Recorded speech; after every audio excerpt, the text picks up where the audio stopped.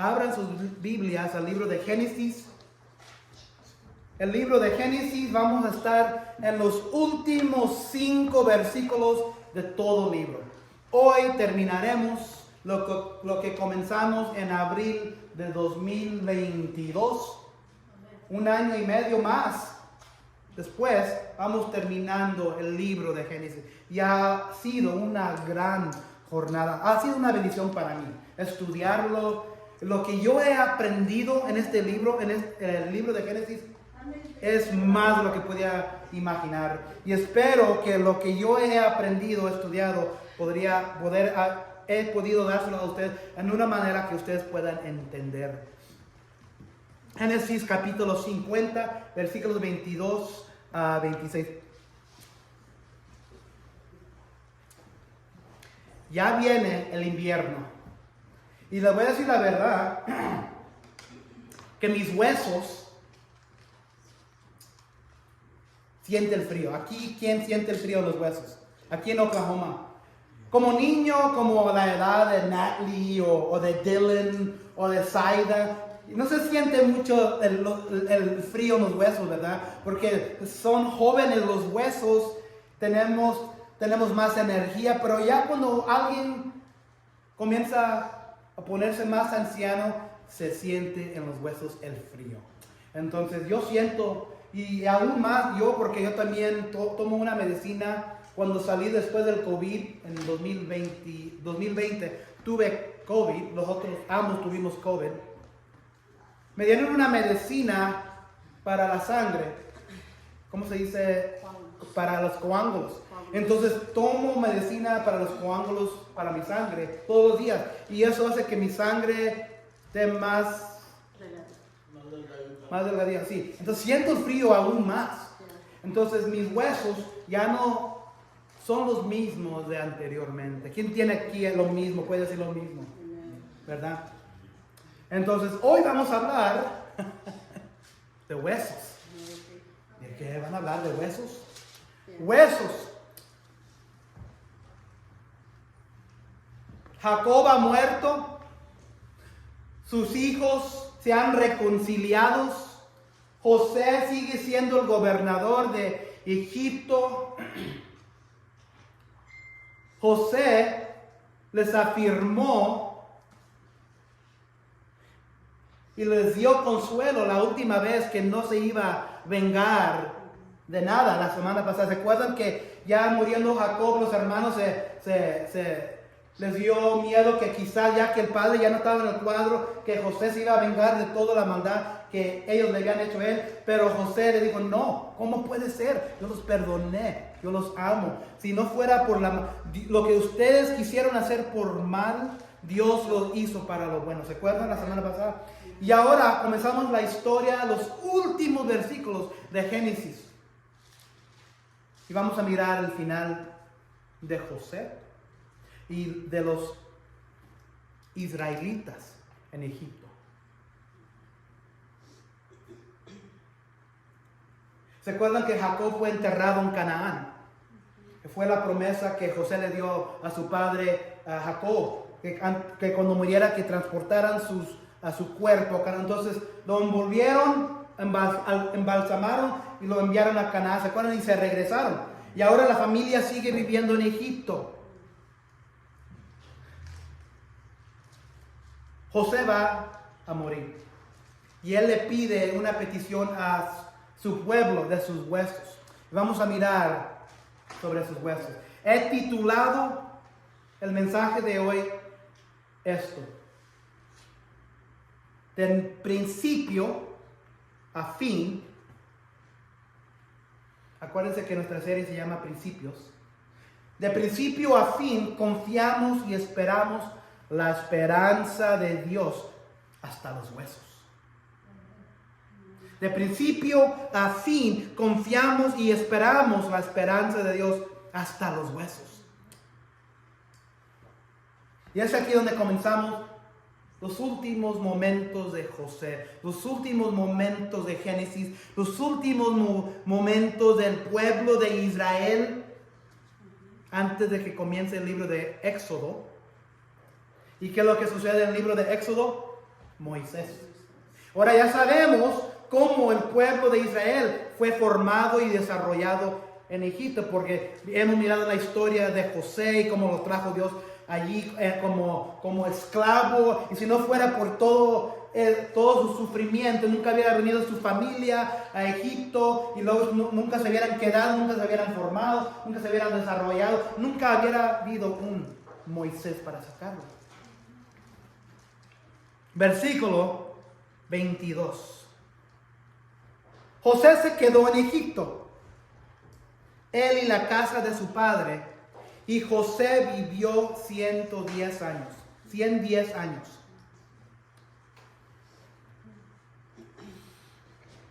Acuérdense que José tenía 30 años cuando el faraón, el rey de Egipto, lo hizo gobernador. ¿Se acuerdan? 30 años después de ascender de esclavo, y donde el faraón, el rey, le dio la tarea, porque si se acuerdan, el faraón había tenido varios sueños y nadie lo podía interpretar. Y luego escuchó por medio del copero que cuando él estaba encerrado en la prisión, que había un hebreo que podía leer e interpretar sueños.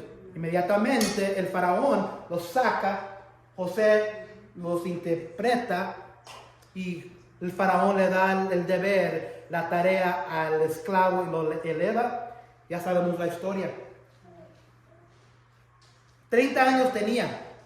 Ya han pasado 80, ¿verdad? Desde todo eso. Vino los 7 años de abundancia de comida, y luego vinieron los 7 años de la hambruna. Y luego sabemos toda la historia de los hermanos, del padre, cómo vinieron, cómo José los perdonó, cómo se reconciliaron. Sabemos todo eso.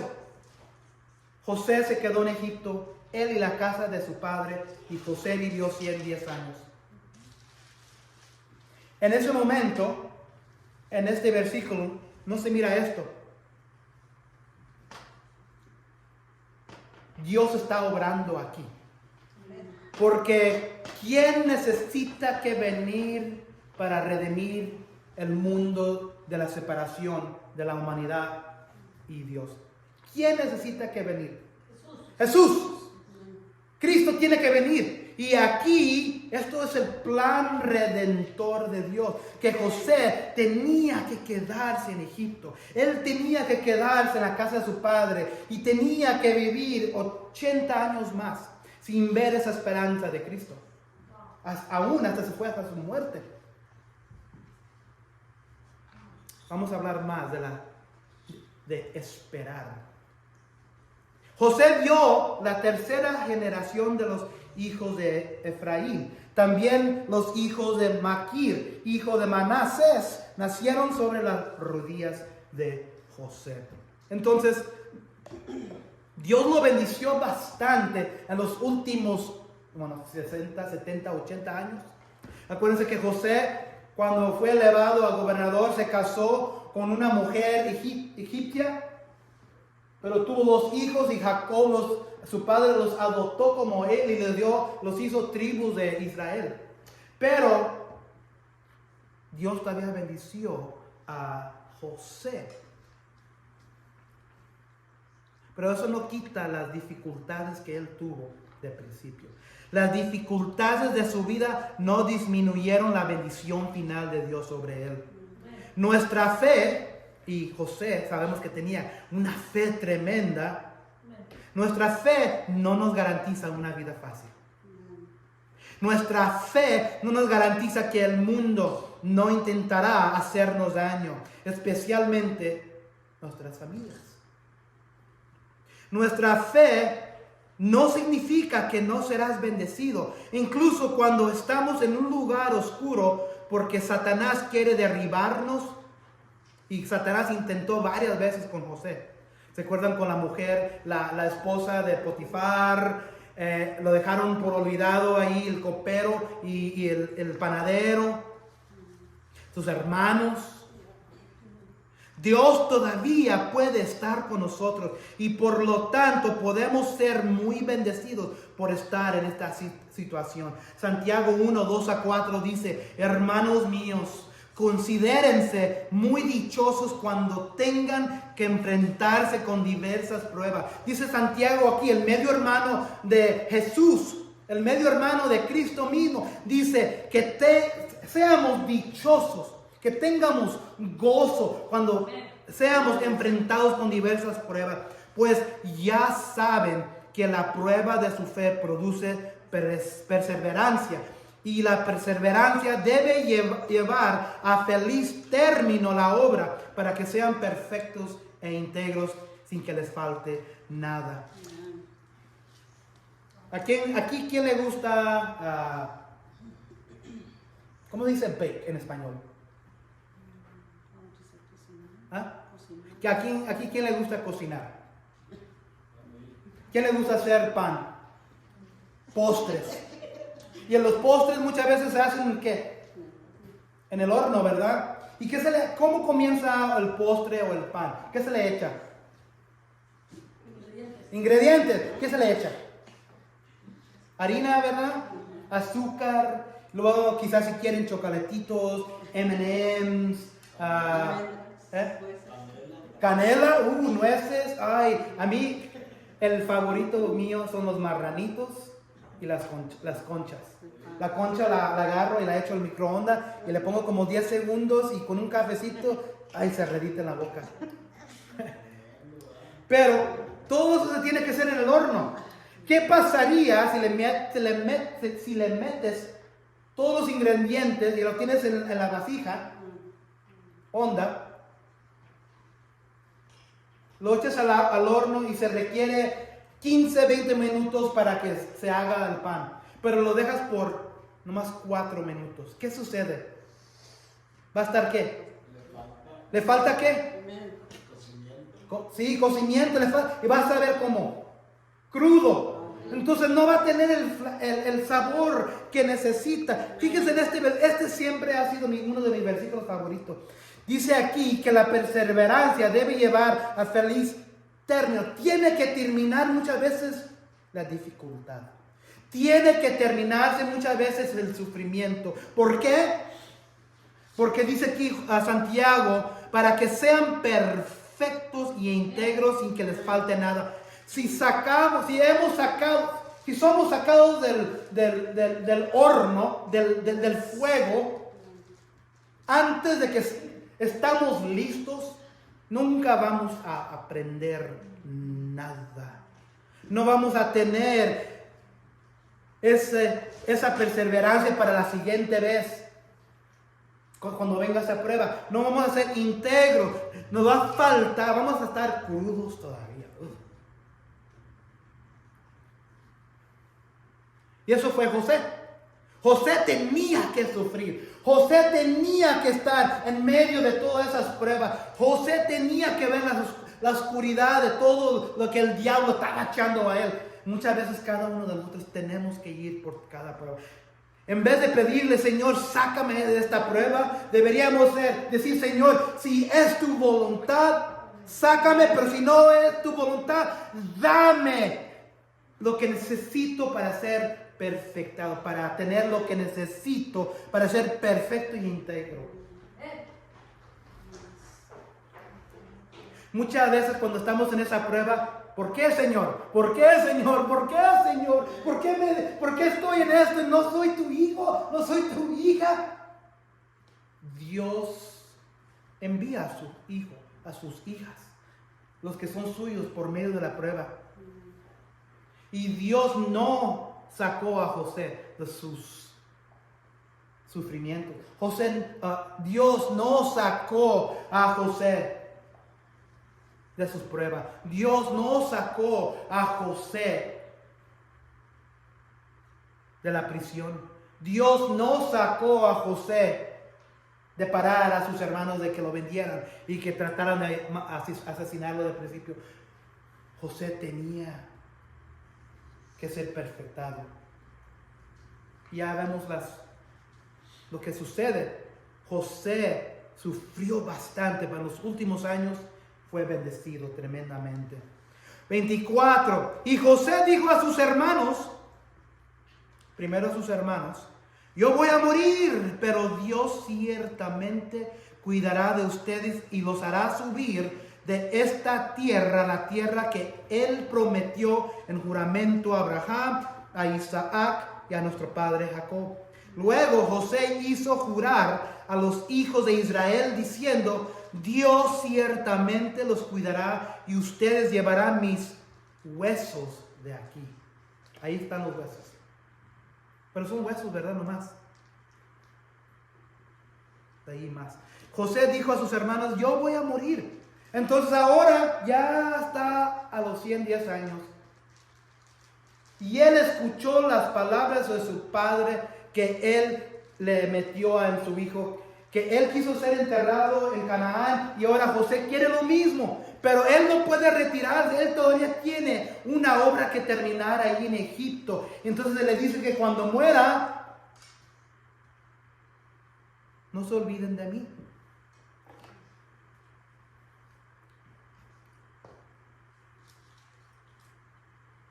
Pero que Dios cuidará de ustedes y los hará subir de esta tierra a la tierra que Él prometió. Entonces, José, aún en sus últimos días, está pensando en el futuro con Dios. Está pensando en la promesa de Dios. Está pensando en lo que Dios le prometió a su bisabuelo Abraham, su abuelo Isaac y su padre Jacob. Está pensando en la tierra prometida. José fue el agente humano responsable de traer a esta familia a Egipto. Sin embargo, él sabía que por el pacto que Dios había hecho con Abraham, Isaac y Jacob, este no sería su lugar de descanso.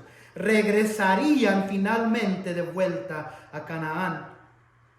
Pero Dios, en versículo 24 dice: pero Dios ciertamente cuidará de ustedes y los hará subir de esta tierra a la tierra que Él prometió. Él repite la promesa a su pueblo.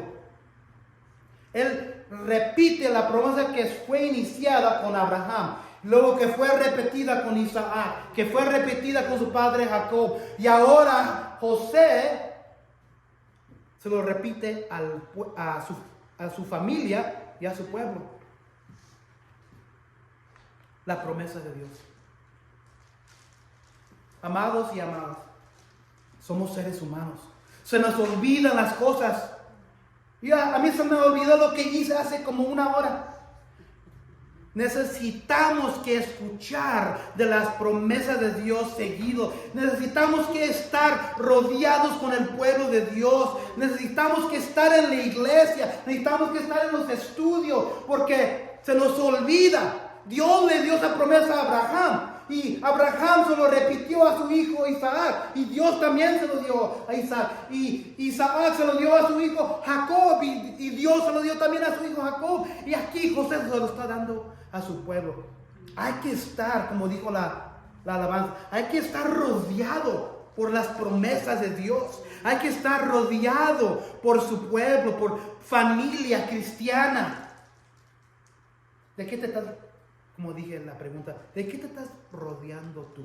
Si tú te rodeas como cristiano, cristiana, aún todavía con gente que no son cristianas, y vive, hay una diferencia. Quiero ser cuidadoso. Hay una diferencia vivir entre ellos y vivir rodeado por ellos. Si vives entre ellos, eres parte de todo lo que ellos hacen, eres parte del estilo de vida que ellos viven, eres parte de la manera que ellos hablan, eres parte de la manera que ellos hacen de la vida cotidiana. No tienes la apariencia de cristiano. Pero si vives rodeado por ellos, todos estamos rodeados por nuestra familia, no podemos evitar. Tenemos tíos, tías, abuelos, abuelas, madres, padres, cónyuges, esposos, esposas, hijos, bisabuelos. Estamos rodeados, pero hay una diferencia entre estar en medio de ellos, viviendo igual que ellos, y estar rodeado por ellos. Y aquí, ellos están rodeados entre sí mismos. Entonces, hay que estar rodeados con gente que quiere edificarnos, que quiere levantarnos, que quieren darte la palabra, aunque duela la verdad. Porque esta palabra tiene el poder para salvar. Y lo primero que escucho, se escucha muchas veces en las redes sociales: no quiero ir a esa iglesia porque ellos me juzgan. No quiero estar rodeado con esa persona porque esa persona me juzga. ¿Saben lo que le voy a decir? Le voy a decir en sus caras. Eso son las palabras de un pecador que quiere vivir un estilo de vida que no quiere que nadie sepa de lo que están haciendo. Eso es la marca de un pecador que quiere vivir su estilo de vida y no quiere que nadie les diga nada. Porque yo como pastor, nosotros como iglesia, no juzgamos a nadie. La palabra es como una navaja, una espada que tiene filo. Y como dice la palabra, y entierra hasta la médula de nuestro corazón, de nuestros huesos. Y muchas veces, cuando estamos hablando la palabra a alguien, oye, me juzgan. Son como golpes de espada. Sí, y la verdad viene de Dios. Es como alguien que está en las drogas o en el alcohol. Le estamos tratando de decir: si sigues igual, vas a irte a la muerte. Si vives o sigues viviendo tu vida espiritual así, vas a ir directa a la muerte espiritual, al infierno. Eso no es juzgar, eso es proteger, eso es amar. Cuando estamos mirando a alguien que se va así a la oscuridad del pecado, de la maldad, no estamos juzgando. No está juzgando la iglesia. No está juzgando el pastor, el hermano, la hermana. Ellos te aman, ellos quieren que te saques de ese pecado.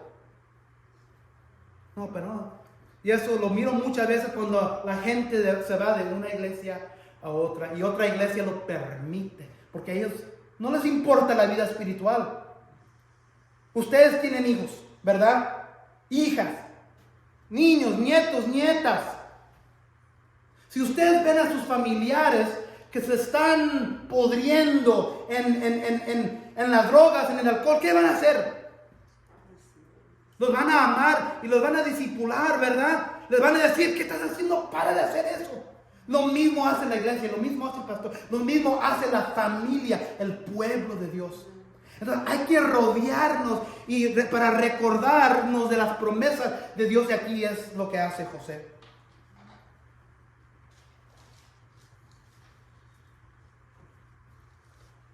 Hebreos 11:22.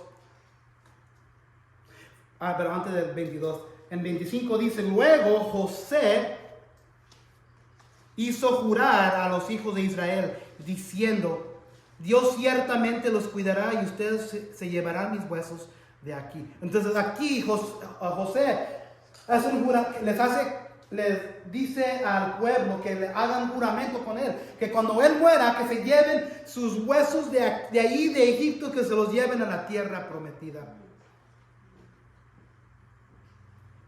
Y eso sucedió. Vamos a avanzarnos un poco. En Hebreos 11:22, aquí lo tengo en la pantalla, en el Nuevo Testamento, dice: por la fe José al fin de su vida se refirió a la salida, o otra manera de decirlo, el éxodo de los israelitas de Egipto, y dio instrucciones acerca de sus huesos. En Éxodo 13:19 dice: Moisés tomó, en el libro que sigue después, Éxodo, ya está Moisés presente. Dios lo ha elegido. Dios le ha dicho: Moisés, saca a mi pueblo de Egipto. Y cuando envía las 10 plagas y eventualmente el faraón lo deja ir, Moisés sale con el pueblo de Israel. ¿Quién está allí también? Los huesos de José. Éxodo 13:19 dice: Moisés tomó consigo los huesos de José, pues este había hecho jurar solemnemente a los israelitas y dijo: ciertamente Dios los visitará y entonces se llevarán de aquí mis huesos con ustedes. Pero fíjense, esta promesa se cumplió hace 400 años más tarde, cuando Israel salió de Egipto. Y José 24:32 también habla de los huesos de José. Los huesos de José que los israelitas habían traído de Egipto fueron sepultados en Siquem, en la parcela de campo de Jacob, que Jacob había comprado a los hijos de Hamor, padre de Siquem, por 100 monedas de plata, y pasaron a ser posesión de los hijos de José. Ahí finalmente lo enterraron en la tierra prometida, pero 400 años después. 400 años después. José fue primero que Moisés. Sí. Sí. Por eso él llevó los huesos Sí. de Moisés. Sí. Esta orden a su pueblo, de José a su pueblo, que transportaran sus huesos después a la tierra prometida, demostró que el corazón de José se encontraba en la tierra prometida. ¿Dónde se encuentra tu corazón? ¿Qué es la raíz de tu corazón? Bueno, yo tengo que trabajar, Joel, yo tengo que mantenerla. Eso es justo, yo entiendo. Pero ¿qué es lo que te lleva a hacer todo eso? Es la misericordia, la gracia, la bondad, el amor de Dios. Es el evangelio de Dios. ¿Piensas con una perspectiva eterna en tu vida cotidiana? ¿O vives tu vida cotidiana siempre olvidándote del futuro eterno? José tenía plantado en su corazón la vida que seguía después. También demostró que era un hombre de gran fe, que confiaba en cosas que aún no se veían. Durante todo este tiempo, si un niño de Israel veía, se le dice una etaú o una caja. Si un niño de Israel veía durante esos 400 años el ataúd de José y preguntaba: ¿por qué papi? ¿Qué es eso? ¿Por qué está allí? Podrían responderle al niño: porque este gran hombre José no quería ser enterrado en Egipto, sino en la tierra prometida, a donde Dios algún día nos llevará. El último versículo: y murió José. Esto me trae bastante tristeza, porque la historia de José comenzó en el capítulo 37. Hay 50 capítulos en todo el libro de Génesis, y 14 de esos capítulos son dedicados a la historia de José. Y murió José a la edad de 110 años. Lo embalsamaron y lo pusieron en un etaúd en Egipto. Un etaúd es como una caja de cemento, más o menos. De acuerdo con este pasaje y con Hebreos 11:22, José nunca fue enterrado. Su ataúd o su cajón se puso sobre el suelo y permaneció así aproximadamente 400 años, hasta que fue llevado de vuelta a Canaán. Fue un testigo silencioso durante todos estos años de que Israel iba a volver a la tierra prometida, como había dicho Dios. Así, el relato de la vida de peregrinación de los patriarcas termina con un acto de fe por parte del moribundo José. Y después de su muerte, como consecuencia de sus instrucciones, el cajón con sus huesos se convirtió en una exhortación permanente a Israel para que apartara sus ojos de Egipto y los dirigiera a Canaán, la tierra prometida a sus padres. Esperar con la paciencia de la fe el cumplimiento de la promesa. Imagínate en ese niño mirando esta caja. ¿Qué es eso, papi? Ese es un gran Señor. Y esto es lo que significa. Eso es lo que significa para ti. Y esto es lo que significa para nuestro pueblo. Que un día Dios va a cumplir su promesa. José murió esperando el desarrollo del plan de redención de Dios. Y ahí es donde el libro de Génesis, el libro de los principios, termina. Concluye esperando la continuación del eterno, amoroso y sabio plan de Dios. ¿Cuántos años vivió José? 110. José solo vivió 110 años.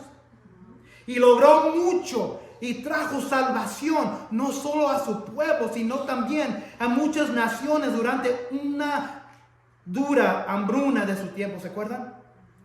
Pero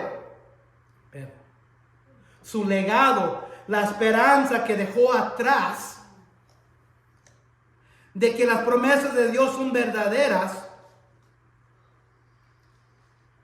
la caja de huesos en la que fue colocada sirvió como un recordatorio para aquellos que dejó atrás de que las promesas de Dios son verdaderas. Que la palabra de Dios para redimir a los que Él ama sea cierta. Que incluso si cometieron errores y viven una vida de desobediencia como los hermanos de José, porque yo quiero pensar que muchos se enteraron de la historia de José y sus hermanos, que esto sale como un ejemplo, evidencia que a través de Yahweh, Jehová, podrían ser todavía aún perdonados, redimidos y salvos. La caja de huesos de José sirvió y habló más de lo que habló su vida real. 400 años. Él nomás vivió 110 años. Imagínense también, ya cuando sucede el éxodo, Moisés y el pueblo dice, y van cargando esta caja de piedra con los huesos. Imagínense el sentimiento, la emoción que ellos tienen, sabiendo que Dios los atrajo y los sacó de Egipto. Y traen los huesos del patriarca, bueno, no patriarca, pero José.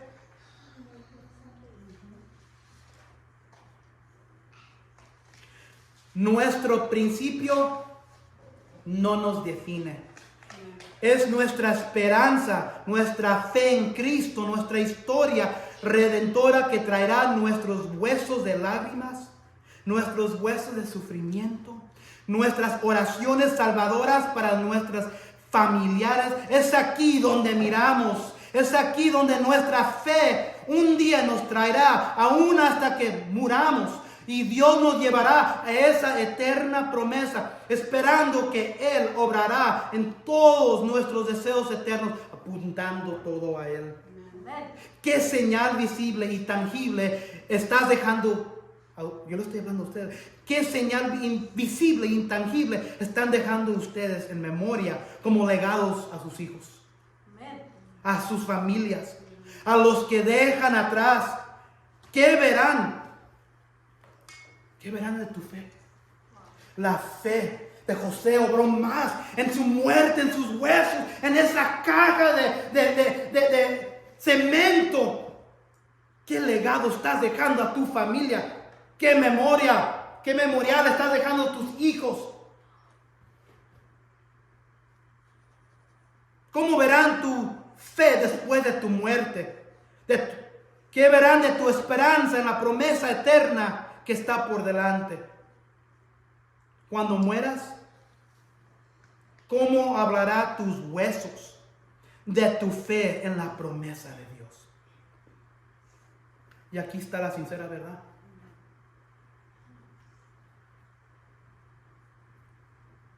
Algunas promesas de Dios tardarán mucho tiempo para cumplirse y tenemos que perseverar en la confianza en Dios.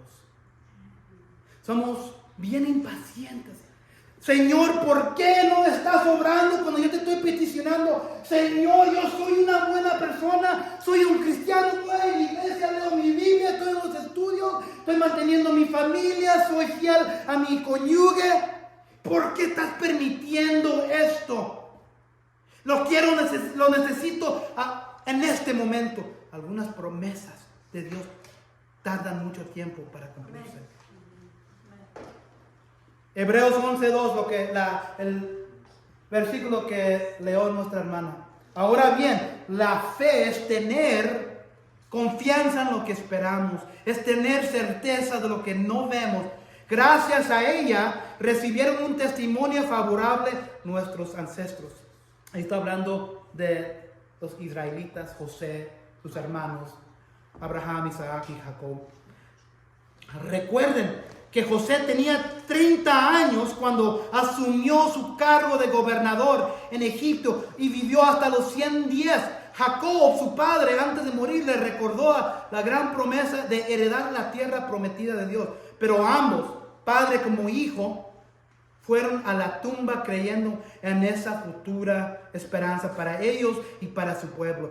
Nunca dejaron de tener fe, nunca. Esa semilla prometida en Génesis 3:15. ¿Te acuerdan de Génesis 3:15? Déjalo, voy a leer. Génesis 3:15, después de la caída en el huerto, después de que Adán y Eva comieron de la fruta, después de que Dios los fue a buscar en el jardín. ¿Qué has hecho, José? Digo, ¿qué has hecho, Eva? ¿Qué has hecho, Adán? ¿Qué has hecho, diablo, serpiente? Y los castigó con muerte. No en ese momento, pero con la muerte que nosotros todos vamos. En Génesis 3:15, pero en medio de todo eso, en medio de la maldición que atrajo la humanidad, había una semilla prometida. Pondré, dice Dios, enemistad entre tú y la mujer. Aquí le está hablando el diablo. Y entre tu simiente y la de ella. Su simiente te aplastará la cabeza, pero tú le morderás el talón. Allí en ese versículo se encuentra la semilla de la esperanza, que un día esa semilla será Jesucristo. Y aún todavía a los últimos de este libro de Génesis continúa un día, pero esa esperanza duró miles y miles y miles y miles de años para ser realizados. Diga. Es que es ancestros. Mande. Favorable a nuestros ancestros. Oh, nuestros ancestros, ahí está hablando, porque esto está en el libro de Hebreos, que es un hebreo, un judío, un israelita. Está hablando de su propio pueblo. Los ancestros de los judíos son Abraham, Isaac, Jacob. Era el testimonio favorable que ellos tenían en tener fe en la esperanza que venía.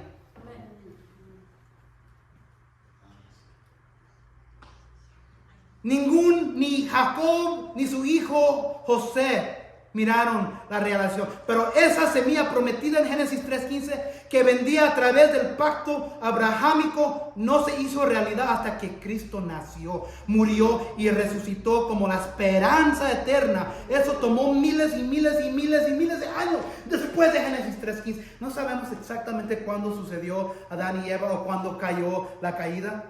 Muchos especulan que fue casi como 5 o 6 mil años anterior, pero uno no sabe.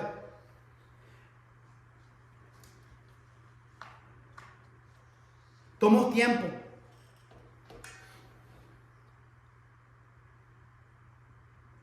¿En qué has estado orando?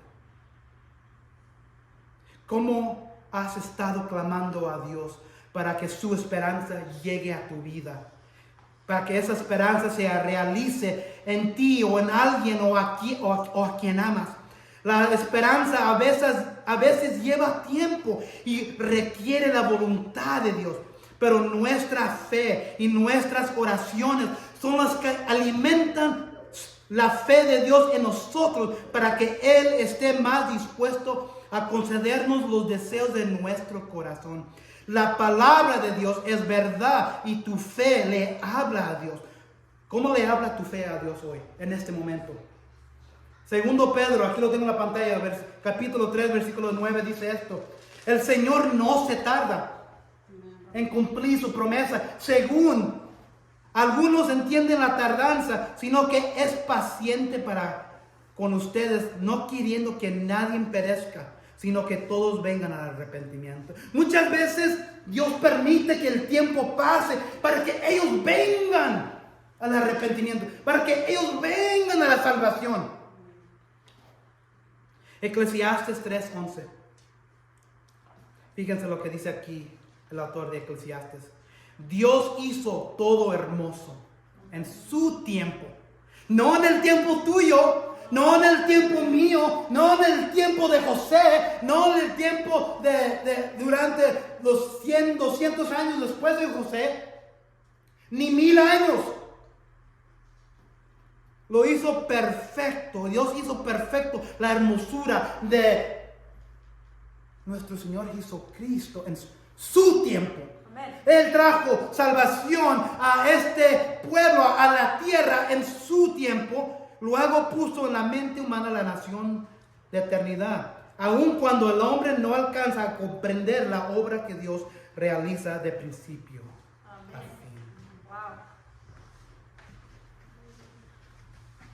De principio a fin, confiamos y esperamos la esperanza de Dios hasta los huesos. ¿Estás confiando en nuestro Dios, nuestro Señor Cristo? En tus huesos. Es como tu fe. ¿Cómo se ve tu fe esta mañana? ¿Estás dudando en las promesas de Dios? ¿Estás dudando que Él puede hacer una obra milagrosa?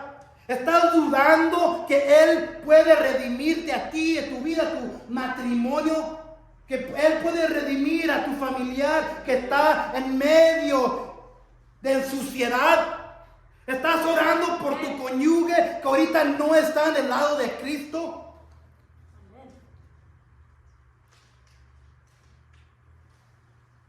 Dios hace todo hermoso en su tiempo. Ten fe. José lo tuvo y se fue hasta su muerte y sus huesos dieron más fe al pueblo. ¿Cómo vas a hacer recordar a tu familia, a tus hijos después de tu muerte? ¿Cómo va a hablar tus huesos de tu fe? Vamos a ponernos de pie.